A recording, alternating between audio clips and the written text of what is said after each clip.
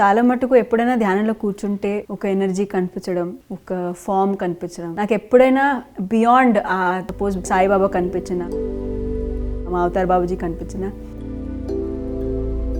తెలిసిన చూపులో ఉండరు. ఎలా మనకి ఎలా పిక్చర్స్లో ఫోటోల్లో కనిపిస్తాయో అలా కనిపించరు. నాకు ఎప్పుడైనా లైట్ ఫామ్ లాగా కనిపిస్తాయి.